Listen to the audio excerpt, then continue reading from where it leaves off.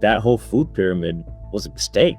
In fact, you need to really limit the level of carbs you take. Some people need to eliminate breads and pastas and all those things completely. I tend to focus on more of a high protein diet, which is basically foods that have over 5 grams of protein per serving. Our next guest, Dr. Vik Rajan, is not just an MD. He is a quadruple board certified, holding certifications in integrative medicine from ABPS, internal medicine, nephrology, and pediatrics. Society has an addiction to carbs, an addiction to sugar. Sugar is the new crack. It's the biggest addiction in the world. Until we get off of that crack, then we're not going to get better. Much like people use illegal drugs is because of a poor way to manage stress, a way to escape. People eat excessive carbs, stress relief. Hi, my name is Chris Burris. I'm a longevity expert and the chief scientist at a lab focused on a longevity molecule. My primary focus is to help people live longer and better lives with science. Make sure to subscribe and share so you and your friends can live longer and better, so you and your friends can live beyond the norms. Hi, and welcome to the next Live Beyond the Norms Health and Longevity podcast. If you listen to this podcast regularly, you know I love having conversations with MDs. Our next guest, Dr. Vik Rajan, is not just an MD. He is a quadruple board certified, holding certifications in integrative medicine from ABPS, internal medicine, nephrology, and pediatrics. I have known Dr. Vik for around 10 years. He and I met at a networking event, and he was talking about a type of medical service I had never heard of, concierge medical service. And one of his businesses is called Houston Patient Advocacy. And we will learn a little bit about that medical strategy later in this interview. But the concept immediately made a lot of sense to me. As I have had more and more interviews with people in the health and longevity space, it has become increasingly obvious that Dr. Vik, outside of kind of concierge medicine, was sharing many of the same concepts with me that I'm learning now in our conversations 10 years ago. He is here to talk about his algorithm of 6 health method. His compassionate and focused methodology has had a significant impact on his patients. By the way, he has actually done stand-up comedy, so make sure to stick around for the entire episode. This is going to be amazing. Dr. Vik, thank you so much for joining us today. Thank you. Thank you for having me. So you graduated, if I did my math right, in 6 years from your undergraduate degree in your medical school, and then 4 years in internal medicine and pediatrics, and then you continued on for 3 more years for nephrology. There's a lot of dedication to science, to medical, to serving people. I know a lot of this was due to your mother's health condition, and I want the audience to hear that story. But can you first talk about growing up? Like, where did you grow up? What was it like growing up as Vik Rajan? Not Dr. Vik Rajan, but Vik Rajan. I know you to be a very compassionate person. Can you find any clues and any reasons that led you to study medicine and to be so compassionate as you think about your early years? Well, yes, in terms of my interest in medicine stemmed from the disease my mom faced when I was growing up. She had an autoimmune condition called IgA nephropathy, which is an autoimmune kidney disease that is actually the most common glomerulonephritis in the world. Not everyone gets end-stage kidney disease, but about a third of them do. And unfortunately, she was one of them. And so this is when I was 6. I remember her going to the doctors and nephrologists, and they tried giving her prednisone and other things, and it just it didn't work out. She ended up needing a transplant. She had to go to Houston and Herman Hospital, where she got a transplant at that time. With the transplant, she was okay for a while. Unfortunately, transplants don't last forever. Hers lasted about 7 years, and then it failed again, which usually is due to things like chronic rejection in her case. And so she had to get another transplant. This time I was 14. And that worked for a time being. But again, transplants don't last forever. So it failed again. And when I was 21, I was about somewhere in my 3rd year of medical school.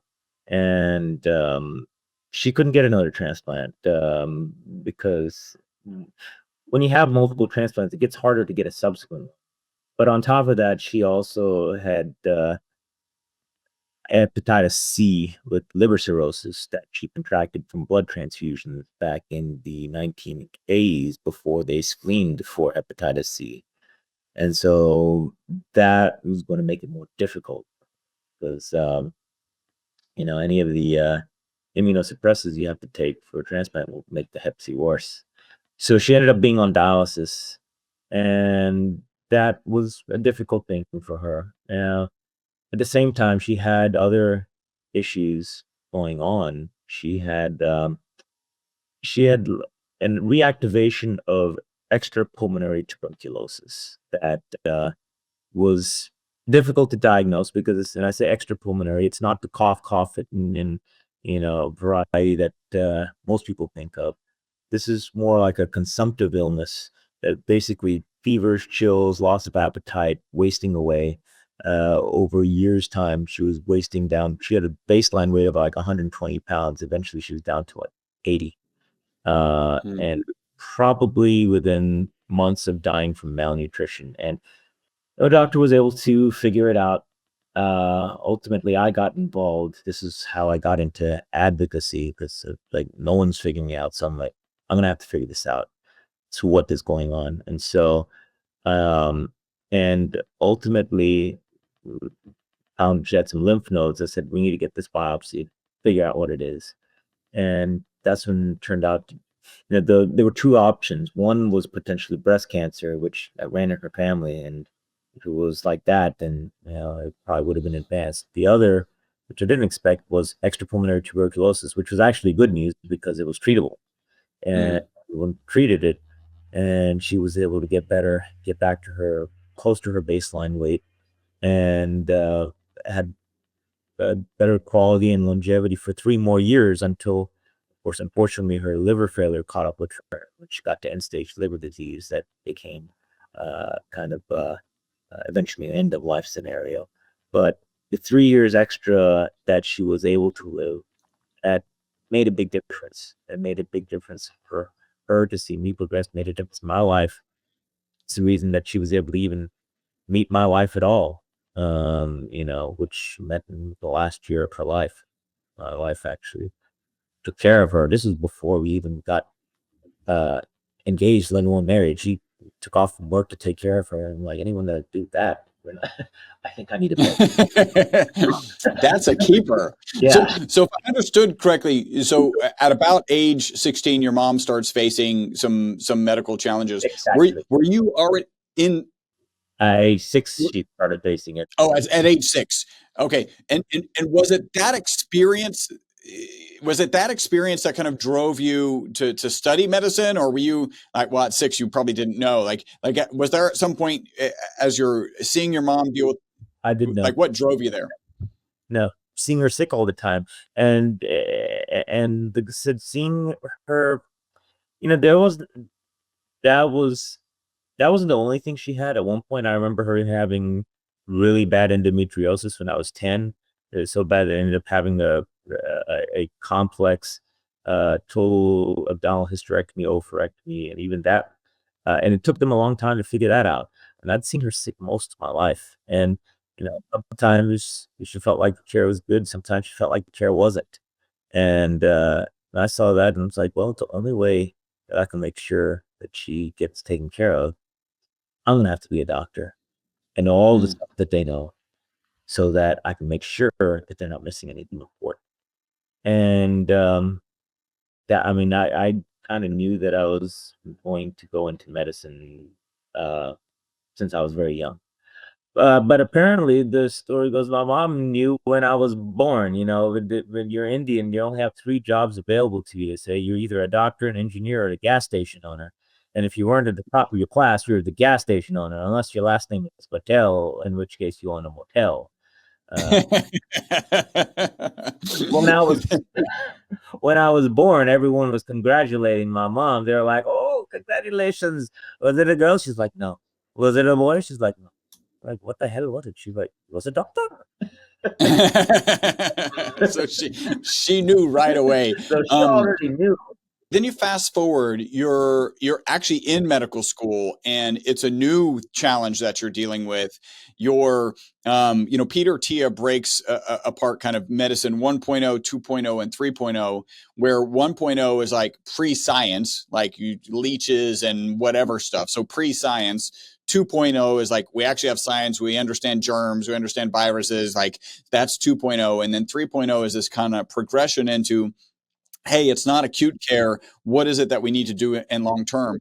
You're in the middle of dealing with your mom and seeing this kind of standard of care from a system that you're studying to enter. Like, when did you start did you ever have any misgivings about studying to become a doctor? Well, maybe not, because you're working to deal with to help your mom, but here's this system that you're trying to become a part of that seems to be failing your mom, pretty abysmally. Well, so in terms of this giving, no, I knew I had to get in. And in fact, the first time I got involved, I think was in my 4th year of medical school. And at that time, she was hospitalized for pneumonia. She was in the intensive care unit. And she was then got better and was uh, put onto the floor, hospital floor, more stable. But she was having problems with delirium, which was subtle, because if you talk to her for just less than a minute, it sounds fine. But if you spent time talking to her, which my dad was there by her bedside, and said she was talking some odd things and was not quite in her right mind. And he was trying to relay that to the doctors taking care of her, but nothing was being done for several days. And if anything, her delirium was getting a little bit more and more pronounced. Again, though, you have to spend more than a minute, and that's the problem. In hospital care, they're spending a minute. Okay, everything sounds fine. Okay, good. I'm going to move on to the next patient, because they're having to see a lot of patients really quickly. And you'd have to spend more time to get that. And then once you get that, know what to do with it. Since they were missing that, and at that time, he was seeing mostly the medical student, the resident, the intern, and they would report to the attending. The attending comes out, okay, this is what we're going to do, and then that's it. But you were missing delirium. So I went in. I remember distinctly, I was on a clinical rotation in Corpus Christi. My dad said, I don't know what to do. I don't know how to relay this, that she's having altered mental status. So I drove from Corpus Christi to Houston, and went to the hospital where she was at, and assessed her myself, and ended up taking a blank sheet of paper and writing my own clinical progress note, um, as if I was the intern, and addressing delirium and everything else I saw. There's like delirium, there's malnutritional issues, some medications that might have been contributing to it, all sorts of things. So I put together a multi-point plan, and I told my dad, because I had to go back to clinical rotations the next day. I said, give this, don't, straight to the attending. Don't give it to the student or the intern or the resident. Bypass and say, I wrote this. Or, I'm a 4th-year medical student. This is my assessment of my mom. Please read this and act on it. And he looked at it. And he looked at his team like, how come y'all never told me any of this? Please act on whatever whatever the student wrote. This is correct. And it did. In 24 hours, delirium got better. And so that was the first time I got directly involved in her care. But like I said, it wasn't the last. But it justified the reason I went into medicine in the first place, was that, because her care was complex. And unfortunately, in the medical system, doctors don't have much time to spend with patients, because they're having to see a lot of them. And it's a high volume system, almost like, like if you work in a factory, right? Um, there's only so much you can do if you don't have a lot of time spent with patients. You order test studies, you hope it all works out, but you're going to miss something. And you can have all the ologists, you know, you have nephrologists, pulmonologists, cardiologists. Problem is, you don't have a timeologist, someone with enough time to spend with you to really figure out what's going on. And some people need that. You can't get that just 5 minutes of time from all of these ologists and various tests and studies that they may order. You got to actually take a history, thorough one, listen to the patient, see what's going on, do a proper exam. That's hard to come by, and that was ultimately what led me after all of the specialties I got. Instead of going into traditional clinical practice, I actually went and started a private patient advocacy practice, which was helping people navigate the existing medical system to try and get better care from it than what they would normally get. Because say, if you have a doctor in your family, that was the advantage of my mom. She had a doctor in the family with me. And so I could spend that time. I could get better care for her. But most people don't have the luxury of having a doctor in their family. So they get what they get, the doctors who have very little time, and sometimes that's not good enough and bad things happen. So that was the one I established that in 2010 and still do that part-time. In the meantime, while I was doing that, I also ended up learning about called Medicine 3.0, which is integrative medicine. I didn't know anything about that before my medical training, and we were not taught any of it. I only knew about it from a friend of mine from residency who happened to be studying it himself and said, "Hey, you want to get your 4th board certification?" I'm like, "Sure, and what?" Why not? 3 And is not enough. yeah, you can go for a record there. And so it's okay. And it's talking about integrative medicine, and I started studying it, and it completely changed my perspective of understanding of how we treat chronic disease, because we do it wrong. Is the bottom line. This is where I started thinking about it and realizing that most chronic diseases were not caused by an evolutionary deficiency of Lipitor and metformin in our diet, or the need for a cardiac cath or spine surgery in our lifestyle. There are problems with our diet and our lifestyle, and what I call an algorithm of 6, which is problems with nutrition, exercise, sleep, stress management, isolation, and environmental toxicity. If any of those things are out of balance, and for many people, multiple things in that algorithm are out of balance, then some chronic disease will develop. Uh, and what we do in medicine 2.0 is the a disease-specific concoction of prescription drugs or medical procedures to try to fix it. The problem is it doesn't fix it. It doesn't cure any of it for the most part. The best it does is reduce symptoms, and that's assuming you don't have any side effects, which you might, and then get new problem. But let's just say you don't. You reduce the symptoms. It doesn't take care of the underlying causes, which was disorders in the algorithm of 6. So you end up getting another disease. And so you get another disease-specific concoction of pills and procedures. And this just keeps on going until you've got multiple prescriptions, multiple ologists. Maybe you had even multiple procedures. In the end, though, you're not cured. You're not feeling better. Oftentimes, you just slowly getting worse.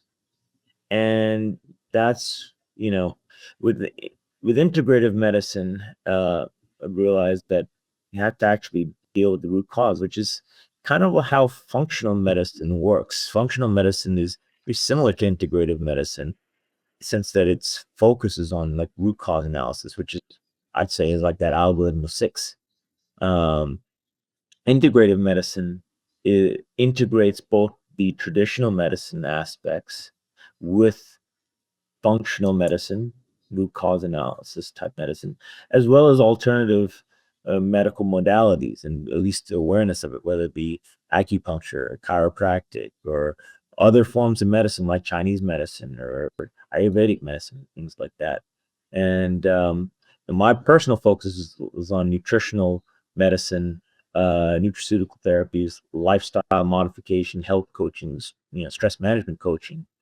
Because of the of that algorithm of six, I think the two biggest things that end up driving a lot of chronic disease is problems with nutrition, and that may be from whether it be caloric excess, carbohydrate excess in particular, but it could also be with dietary intolerances, whether it be gluten or dairy or other things. People think gluten or dairy is the most common. I've seen things, intolerances to like coffee, corn, and spinach, of all things. Mm.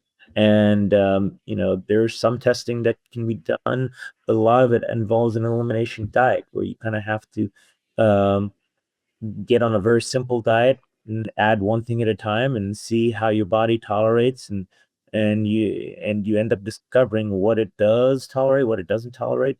And for a number of people, especially for autoimmune diseases, when you do an elimination diet, it can be potentially curative. The other part, if it's not dietary issues, it's the stress management. With very stressful lives, a lot of people do, and sometimes you can fix the stressors. Other times you can't. You have to learn how to deal with the stressors. And so, coaching people um, through that part of their lives, because I mean, when's the last time your doctor ever talked to you about life and life coaching? I mean, they don't. you know, They don't um, have the time. they don't have the time. They don't have the time. They have about 5 minutes to figure out, okay, what prescription drugs I need to refill and what labs I need to order. And the reason that's they don't have time is because it's the way the system is set up. You know, most people get their care through their insurance, and insurance pays primarily for prescription drugs and medical procedures. To the extent they pay for a doctor's visit, it involves writing some sort of prescription drug or some sort of procedure or referral or something. If you're not doing that, you're not getting paid much for your time to sit there and counsel about nutrition and lifestyle modification. And so they don't provide it. Plus, pay they get per patient, it's small to the extent that that they have to squeeze, patients every 15 minutes. And that just doesn't give much time for good quality of outpatient care. Yeah. Uh, I think that goes to get paid like a doctor, like people have a vision of how well a doctor gets paid. You've got to see so many patients in that context. I wanted to ask you one question because you talk about the difference between kind of traditional medicine and integrative and functional medicine as like looking for the root cause. Do you think, and I have my own perspective on this, do you think patients going to a doctor believe that a traditional doctor believe that that traditional doctor is looking for the root cause and then has found it when they do a prescription or a procedure? Is that do you think that's a fair assessment of what the patients are thinking what's going on? well, I guess they don't know, right? They just go to the doctor and it's like, this is what you need to do. I'm like, okay, and we need this prescription, or and so on and so forth. They just take it blindly. There are some patients that you know they um, they don't feel like it's really helping long run, and they question it, Mm. but they don't know where else to turn. You could go to the internet, but there's a lot of information, including misinformation. They're not doctors themselves to be able to interpret what's real and what's not. So then they're kind of lost and trying to figure it out themselves, and that's not easy to do. So they may not be doing it as well as they could. And in the meantime, their condition still progresses because they haven't fixed their algorithm of six themselves. And their doctors say, well, let's add this prescription and then add this prescription. So this is the problem. You know, and then there's some folks who say, you know what? I don't even want any of this stuff. I'm not going to go to the medical system, but they don't have anyone teach them how they can fix their own health. So they just avoid the medical system entirely, but they avoid fixing the drivers of their chronic disease, so they just get worse. Mm. Yeah, my impression is, or always was, that when you're going to the doctor, if you had told me, and I think this is probably true of a lot of patients, like, hey, do you realize that that guy you saw for 5, I always generously give them 15 minutes. Do you think that I need to let you know he's not actually looking for the root cause and trying to help you deal with this at the root level? I think a lot of people would be just absolutely shocked, right? Like they just assume that, and that's maybe my assumption. And so I think it's really important that we kind of shift, like Peter Attia talks, into this 3.0, which you have clearly done. I have a myriad questions regarding like that transition, and you've probably dealt with doctors who are just not open to what you're I think I saw an interview with you where a guy was talking to 2 nephrologists and talking about other kind of research, and one nephrologist just shut him down because he doesn't have the credentials to ask questions, and you were open to like digging into the research and going, wow, that's amazing. I have a lot of questions about that, and kudos to you. I did want to ask, you talked about an elimination diet. How would you compare an elimination diet to like food sensitivity tests? Have you played around with those as maybe a quicker solution, or I don't know, less regimented solution? Yeah, well, so food sensitivity tests, I've done some of those things, but it depends on what you're dealing with. So if you're dealing with asthma, eczema, food allergies, and things like that with an IgE mediated mechanism, then yes, you can do either IgE blood testing, or you can do, skin testing, which is typically done in an allergist office. And What does IgE stand for? IgE is immunoglobulin E. So Mm.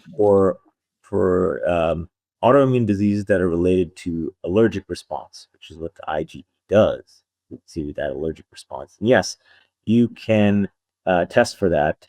And in fact, I had one patient who had seemingly intractable asthma and allergies and was on prednisone all the time, and yet still symptomatic. And ultimately came to me, what can I do? I said, well, why don't we find out again on nutrition? Has anyone ever checked food allergies? And no one really had. So I said, well, let's get you to an allergist to do food allergy testing. And did, and found out that he was allergic to corn, which he ate every day. And when he got off the corn, then his symptoms got better, and he no longer needed prednisone, and his asthma allergies like became much better, minimal. And so, not to mention, he was having other things like brain fog and palpitations and imbalance of walking. All those things actually got better too when he got off the corn. So, so it was very interesting in that regard. But there are other conditions where it's not so simple. I mean, there are some people that do IgG testing. I've seen some of those, but a lot of it is difficult to interpret. There's a lot of false positives. I've seen someone where someone did IgG testing and it showed positive for everything. Like they'd be allergic to basically all foods, and that wasn't really the case. When they actually did an elimination diet, turned out it was only like 1 or 2 things. So yeah, that's kind of for things that are allergic. Yes, you can do testing for things, or if you have potentially celiac disease, that is an IgA test. But yes, that also can boil it pretty well. But for a lot of other autoimmune diseases, whether it be, say, ulcerative colitis or Crohn's or IgA nephropathy, or even just other conditions, not even autoimmune, but maybe influenced by your diet, yeah, there isn't any good blood or skin testing or anything like that. The elimination diet itself is the gold standard of both test and treatment. It is, of course, takes more time to do and more effort dependent on the part of the patient. But to the extent that you may be having dietary intolerances leading to some chronic disease, that can be potentially curative. And It's interesting because I once was talking to a rheumatologist about this. He said, "You ever had patients, that get off gluten or dairy and their whatever their rheumatoid arthritis or whatever rheumatological condition they have seems to get better?" And say, "Yeah, I've kind of noticed that sometimes. Like, how come you don't teach that?" And it's just like, It's how come you don't teach that? I was like, she said, "That's not what we're trained in." No, that's true. If you're not trained on how to do it, and and again, it's also time intensive, effort intensive. Again, that's not something that insurance uh rewards you for, and so and it's not something that they've been trained in rheumatology, and so they don't. So patients just have to figure it out for themselves, and it's missed opportunities, a lot of missed opportunities there. Exactly what you just described is a reason that I really appreciate Dr. Gundry. You've probably aware of Dr. Gundry, his focus on lectins, and his story was he's a practicing pediatric cardiothoracic heart surgeon, right? So and kind of discovers that nutrition helps his patients do better after surgery, and then kind of has the thought, well, what if I try it before surgery? But this can be incredibly damaging to how lucrative your surgical career is if you're fixing people before you do the surgeries. And so he went down that path and had to flip. It's I think it's just not easy to do, right? Because if that allergy doctor is saying, hey, like you should just I'm sorry, rheumatoid arthritis doctors are saying like cut these things out, then where do they fit in the world? It turns it into a different world. I don't know if you have any thoughts on that. A lot of doctors aren't trained in this kind of line of thinking, uh, not only for their patients, even for themselves. I mean, they have doctors on some of the same meds as their patients, you know, and suffering the same diseases as their patients. I mean, I've seen a morbidly obese weight loss surgeon be like, "I think you guys should bypass surgery for your obesity." Like, I think you need a two doc. Why don't you go first? Let me know how it goes. you know,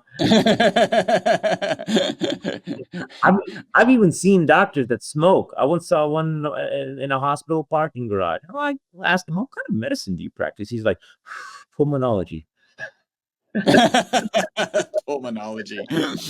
Of course it was pulmonology. Like what else could it What be? else could it be? Yeah, I know it's crazy, but the truth is crazier and funnier than fiction. But the point is that if the doctors themselves can't figure out their own health for their own lives, how are they going to Mm, teach to any of their patients? And and um and like I said, the stuff that I do now, I didn't get trained in this in medical school or yeah. residency and all of that. And so when I started learning it, it changed the approach of how I dealt with people with chronic disease. That doesn't completely eliminate the value of our medical system entirely. There are certain things that our system does well, which is acute medical and emergency medical illness.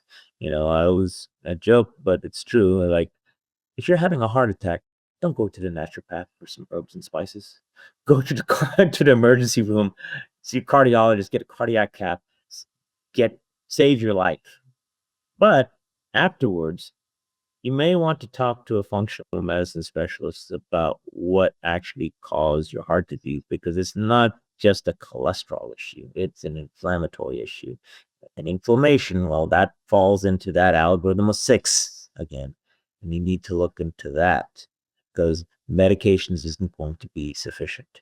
That's kind of how I look at things, because now I also, besides doing integrative medicine patient advocacy, I work in various freestanding emergency rooms around town.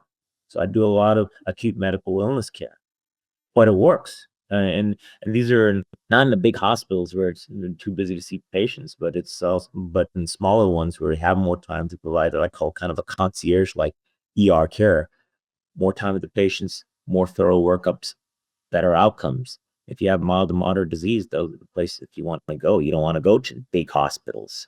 You Mm. wait forever and get you know minimal care because like, oh, you ain't dying, so we got to move on to folks who are dying, of which they have plenty, you know. Mm. But people who are dying, they don't go to these little freestanding ER centers. They go to the hospitals. That's where all the time is taken up.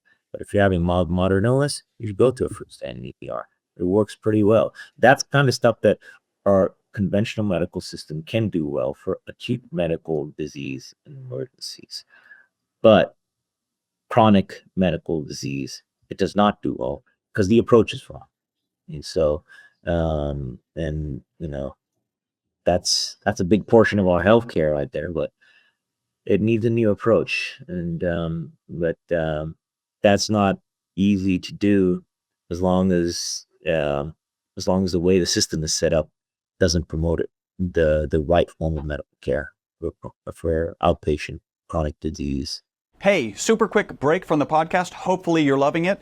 This is a way you can support the podcast and take advantage of a great offer. We're offering 50% off of one of our MCT bottles. MCT is an amazing oil. Add the ESS60 molecule to it. It's even more amazing. All you got to do is leave a review on iTunes, send us a notification that you've left that review. We'll get you a coupon code that'll get you 50% off of our MCT oil and free shipping. Back to the podcast. So it sounds like, well, one, you were like, doctors aren't wired that way, or they're not trained that way. In what you're talking about is the context of our conversation earlier, where, hey, have you noticed that when people cut out dairy or wheat, that their rheumatoid arthritis goes away? In my mind, doctors are first and foremost scientists, and that seems like a scientific observation that you should incorporate. So again, my impression as a typical patient is that they are looking for the root cause. Turns out they're not necessarily looking for the root cause, and that they are scientists who can take this information and find it useful and then pass that on, which they're not trained to do that. So I just really enjoy having this conversation with you, blending the medicine 2.0 and medicine 3.0. So one of the things you mentioned earlier was kind of about weight and talking about carbohydrates. Do you have, like, we've got the 3 macros. Carbohydrates are the 1 macro that aren't necessary. Do you typically recommend people not eat carbs, specific carbs? What would your kind of broad base, and obviously this can be different based on the elimination diet, but what do you tend to think of with regard to carbs? Yeah, well, for a lot of people, I'd say carb reduction. I mean, a certain amount of carb is necessary for your brain to function. It's not that it's not necessary. It's that we get way too much of it in our diet, and the types of carbs you get as well are like refined carbohydrates that basically absorb like table sugar. You have white bread, pasta, rice, or rotis, or tortillas, corn, potatoes, all these things you getting consuming all the time is a big part of the American diet. But if you took a scale and had, whatever your food-based carb is, bread, pasta, whatever, and then had table sugar on the other side, measured it equally, then just down to table sugar instead. That's kind of the effect it has on your body, which ends up doing several things. One, you take a lot of carbs, you end up feeling hungry, so you end up eating more. Problem number 1. Problem number 2, though, is that you end up jacking up your insulin, which is a hormone that is released to keep your blood sugars under control. The problem with that is insulin also makes you store fat. So not only, when they compare carb calorie to fat calorie, and they say, oh, all calories are the same. They're not, because carb calorie versus fat calorie, you feel full. Carb calorie, you'll still feel hungry, so you eat more calories. But on top of it, raising your insulin level, insulin makes you store more fat, and so it's like a double effect compared to a fat calorie. And considering a lot of people consume carbs as the majority of their diet. That's a big problem. That's why, in fact, if you think about it, back in, I think when we were growing up, and remember that the food pyramid, the base was all breads and carbs and, bread products. And that was like, that's to be the biggest thing. And so, and at that time it was developed because people thought, well, heart disease is caused by too much fats. So, got to cut out the fats. Well, you got to get your calories somewhere. So, it replaced it with carbs. And that led to, well, diabetes and a worsening of obesity in general. And so that whole food pyramid was a mistake. In fact, you need to really limit the level of carbs you take. Some people need to eliminate like your breads and pastas and all those things completely. I tend to focus on more of a high protein diet, which is basically foods that have over 5 grams of protein per serving. And this could be any ranging from whether it be meats or dairy, nuts, seeds, legumes, assuming you don't have any, specific intolerances to a specific category, right? But basically looking for foods that are high in protein. If they have high in protein, I don't worry much about, well, if it has some carbs and fat, it'll all get balanced out. The ones that cause you the problems are the ones where protein is in the minority, which is typically like, oh, they only have a couple of grams of protein. But most of it is carbs or fats. That's a problem. And those are the things that need to get cut out consistently. And to the extent that you can do that, then you can significantly lower your weight. And, considering that, a lot of the diseases we have, I mean, if you had to shorten the algorithm of 6 to like an algorithm of 1, like what's the one thing of all of it? It's obesity. And, in which I think said 2/3 to 3/4 of Americans are overweight or obese. If you took that away, and it's not easy, of course, it costs a lot of things, but if that was taken away, healthcare costs would be cut by 2/3 to 3/4, because a lot of diseases we have are related to obesity. Yeah, I think in the middle of COVID, right? Like obesity was the most significant comorbidity. Yep. No, it was. People think it's like, well, greatest risk of dying if you have lung disease, sure, but actually there was a significant risk if you were obese. There was a significant risk if you were obese. So, and of course, to the extent that it leads to heart disease and diabetes and high blood pressure, yeah, I mean, yeah, that just that increases your risk even more. But obesity, even by itself, is such a risk. But it's hard, not only because of the way that, of course, the food industry makes foods that are meant to be addictive and make you eat more calories, and a lot of processed foods as well, and a lot of refined grains that really jack up the insulin when you eat those foods. That's one thing. Also, society has an addiction to carbs, an addiction to sugar. Sugar is the new crack. Sugar is the new crack. And until it's the biggest addiction in the world, until we get off of that crack, then you're not going to get better. And for some people, it's also it's much like people use illegal drugs as partly because of sort of a poor way to manage stress, a way to escape. People eat excessive carbs, stress relief, stress eating, right? A lot of people do that, but that's a bad way to relieve stress. That then just ends up giving you obesity and all the complications that go with it, right? So, um, and also even just culturally, society. So many people are overweight or obese now that if you are of a normal weight, people start to think that's abnormal. They look at you like, you're too skinny. Nah, that's a normal weight. But I mean, they'll look at you and it's like you're the one that's abnormal. I was like, no, this is what's healthy.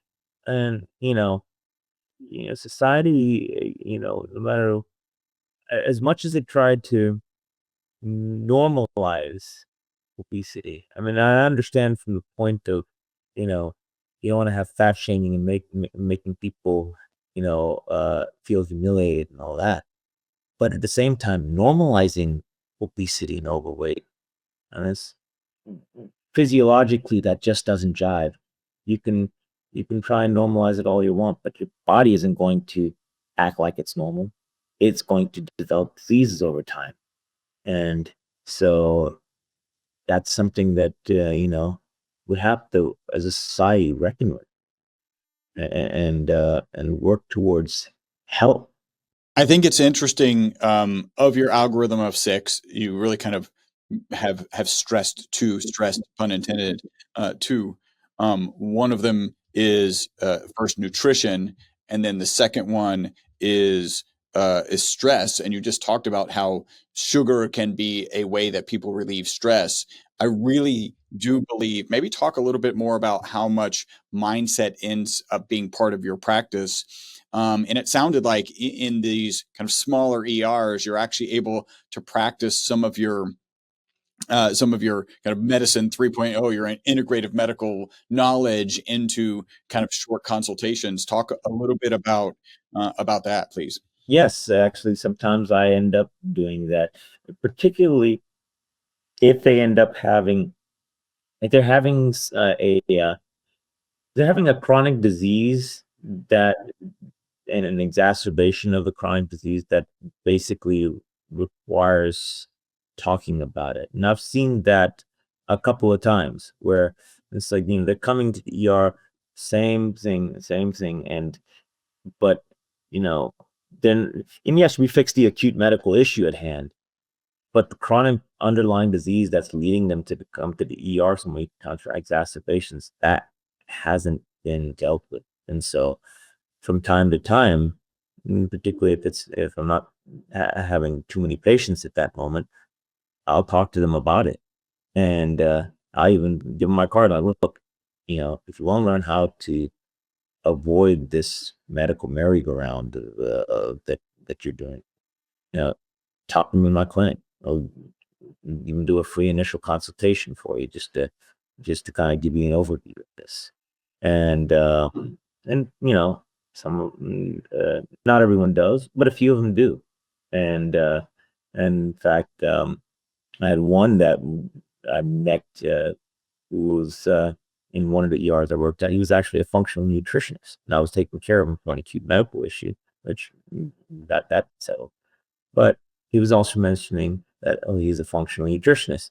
I said, oh, interesting. I do practice integrative medicine, and he hadn't heard of that concept, and he certainly hadn't seen any doctors that knew about it. And this is the one who was talking about, oh, the nephrologist, yeah, and certainly never met a nephrologist that talked, because he had a nephrologist that he was talking to about some of the things that he had learned, and the nephrologist had never heard of it. He never heard of it, then he just pretty much like, I don't have time to think about those things, so no. But things he was talking about, I kind of heard of, and even if I didn't completely know about it, I'm like, oh, send me some information, I'll look it up, see what and see what I think about it, and did. And over time started talking more and more, and he came to the conclusion for himself. It's like, if I have patients that have medical issues, I'd sure like to have a doctor to talk about in sort of this integrative manner, how to integrate the functional and the holistic. To what times would it need a conventional diagnostics, if nothing else, or an approach? And what are the pros and cons of each one? And so he brought me on as a consultant for his practice, and put me on some of his podcasts, which you listen to. recently. And so, yeah, that's also that's been a good thing. It's the first time that I actually served as a consultant to a consultant, but also because there are so few doctors that know functional and integrative medicine. I mean, it's probably like 1%. I can only think of maybe a handful in this entire city. And so yeah, very few. And yet most of the folks who are teaching this sort of holistic healing are not doctors.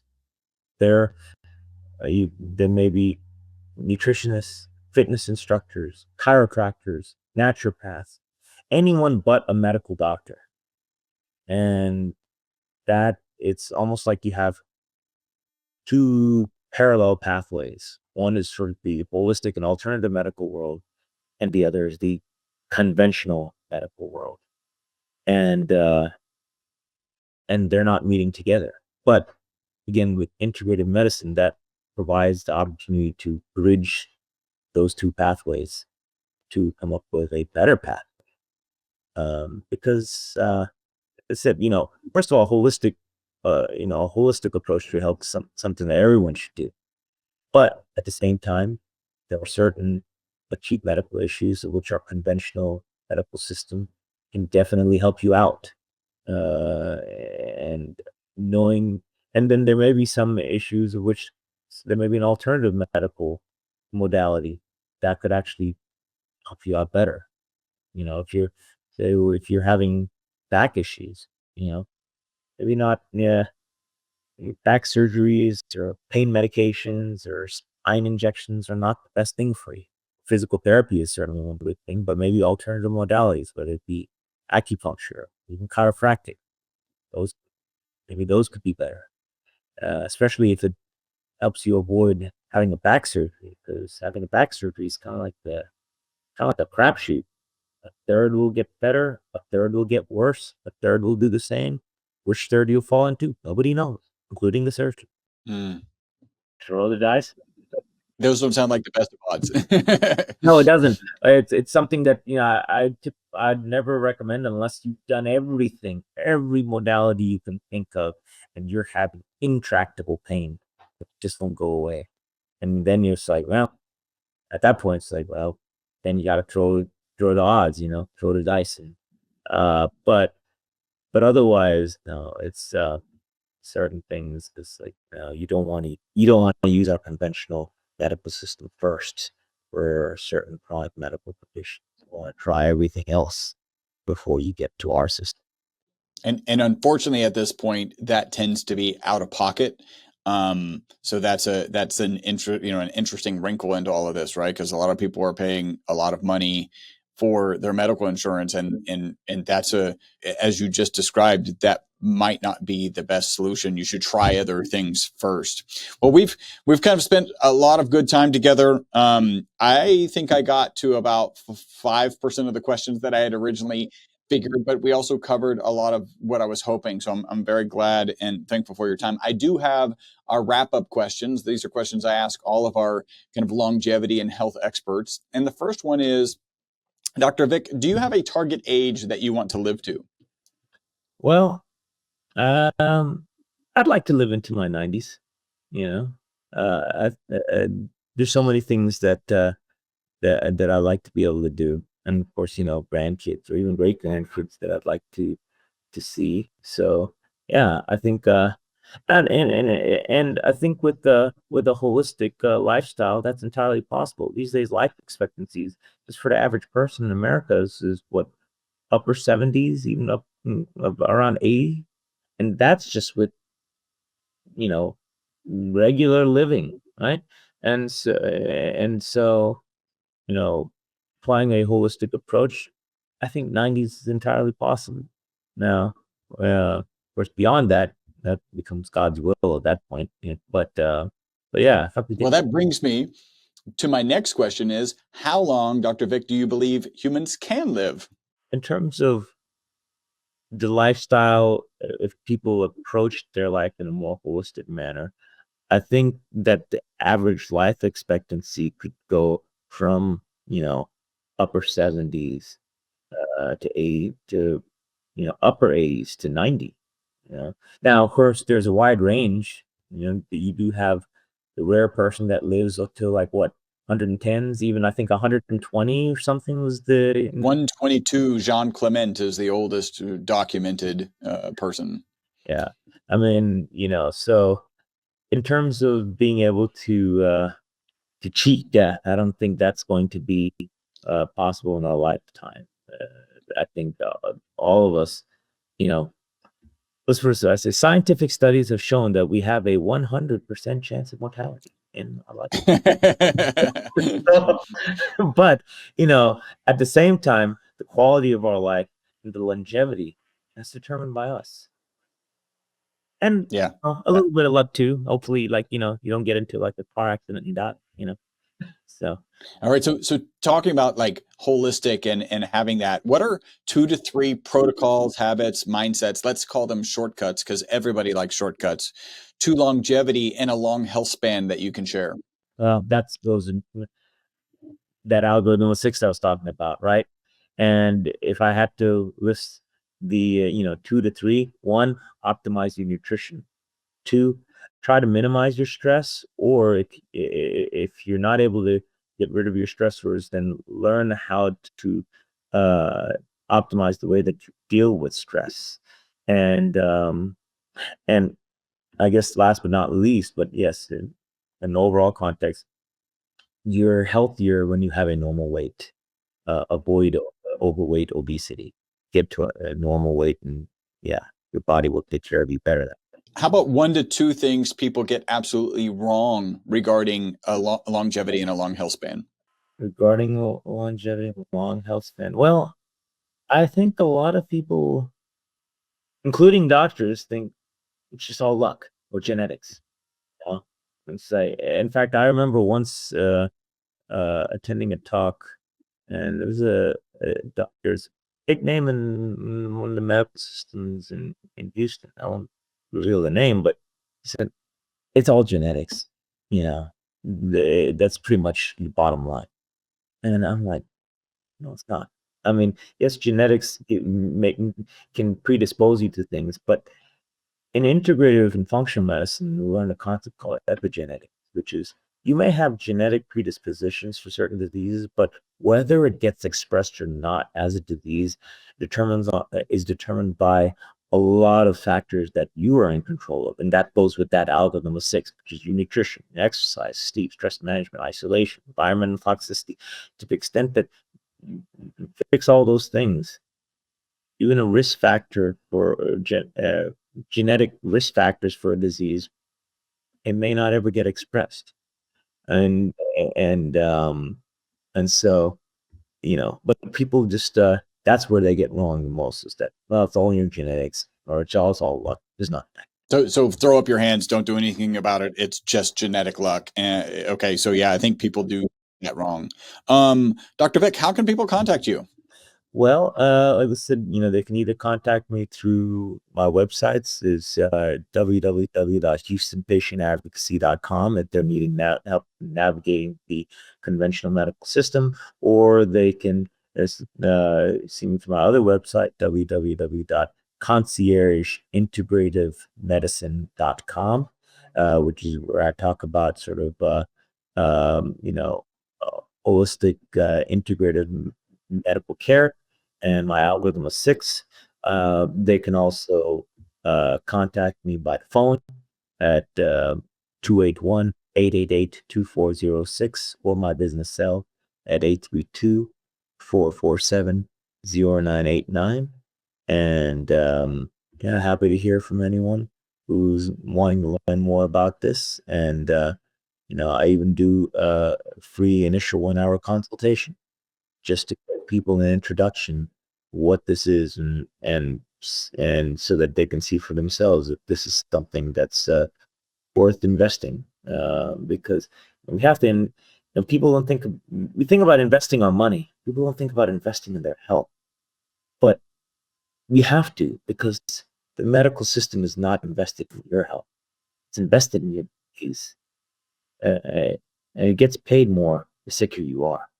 So you know, so if you want to uh, avoid the medical system and traps of it, then you need to invest in your health and seek out providers that can teach you how to heal yourself. That makes sense. Dr. Vik, what in the near future are you excited about? Well, interesting that you asked that. We've talked about this before. So, besides, expanding in terms of my the patient base that I see for uh, integrative holistic health. Another thing that I came up with years ago and have started to promote is something to help with stress management, in particular financial stress. A lot of people get stressed out in terms of how to grow their money and investing. Right? We just talked about investing in your health. Well, investing your finances is not an easy thing too. People try all sorts of things. Whether it be timing the market with stocks or crypto or or timing a business, and there's risks and benefits with all those things. Some people give it to money managers, and they manage the money, but they're not able to get the best returns. They don't even beat like an S&P fund, which is an S&P is like an index of 500 stocks. It's well known in the financial world, and there's funds that you can invest in that are dirt cheap, and they grow on average about 10% per year over the course of time. That's the historical data of the S&P. Well, 7 years ago, I came to a interesting hypothesis that a lot of the growth in the S&P comes from a minority of stocks. It's like the 80-20 rule. 80% of growth comes from 20% of stocks. So I thought, well, if I can just find the growth stocks, then I could invest my money and do better than the S&P. And I couldn't find a screener how to find those growth stocks. So I had to make my own screener. And I did that and just started testing it. Just as a theoretical model at first. I wasn't sure who it was even going to work. And with 5 years into it, I found that it was performing at double the S&P. And in fact, it was doing better than any of the major index funds that I could find on the market today. And so I said, well, you know what? I'm going to put all my money in there. And I did. And about 2 years ago, actually. And since then, I've doubled my money. In 23, by customized index of like 15 to 20 stocks I buy and hold for a year and then update it once a year. In 23, it went up by 48%. This year, it's up by like, I think 41, 42%. And by July, I'd come to the conclusion that this is really something. It's beating the S&P, it's beating the NASDAQ, even financial industries that have their growth indexes. It's beating them too. I thought, well, if I'm beating everything that the industry has to offer, then maybe I should make my own growth fund. Of course, I'm not a Wall Street guy. I have no Wall Street connection whatsoever. So I said, well, I'll introduce it to the people, straight to retail investors, and including you recently. So, yep, and I have a list that I create, 15 to 20 stocks, mega cap stocks that people have heard of them, the big names. I use my customized screener that I developed to figure out which ones are going to most likely be the growth stocks for that period of time, which I update July, hold for a year, update again. And so, I offer that list for free for anyone who wants to try it. So far in the last few months that I've been doing that, I have over 40 people try it, several $1 million of investor money following it. They're investing in their own accounts. I'm not taking any money. I don't have a fund yet at this point. I'm just giving you, this is the stocks I'm invested in. Try it out for yourself if you want to get the results that I've been getting. And a lot of people have been trying it. Like I said, 40 plus people, several $1 million, people around the world now, actually, and not just in the local Houston area. Since I started talking about this on the internet and some Reddit forums, and yeah, so that's an exciting thing because just to see how that continues to grow over time, And again, to me, this may seem like a financial product for a lot of people, but to me, it fits within my algorithm of 6. Figuring out how to invest was also a source of stressor for me too. And I think for a lot of people.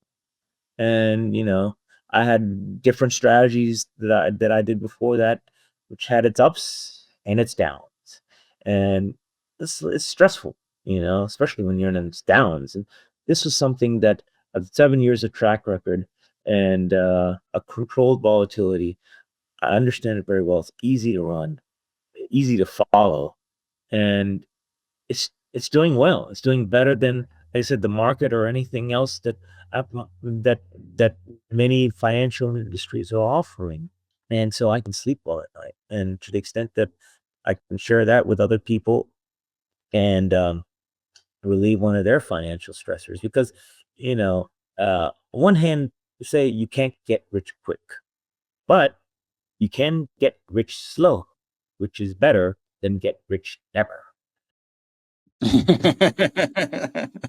That is awesome. By the way, the podcast is titled Live Beyond the Norms, and I did it actually very intentionally so that I could get into these kinds of conversations, probably conversations on some of the other key things. Like if you think about relationships, like having a beyond the norms relationship, right? Which is really just a successful relationship.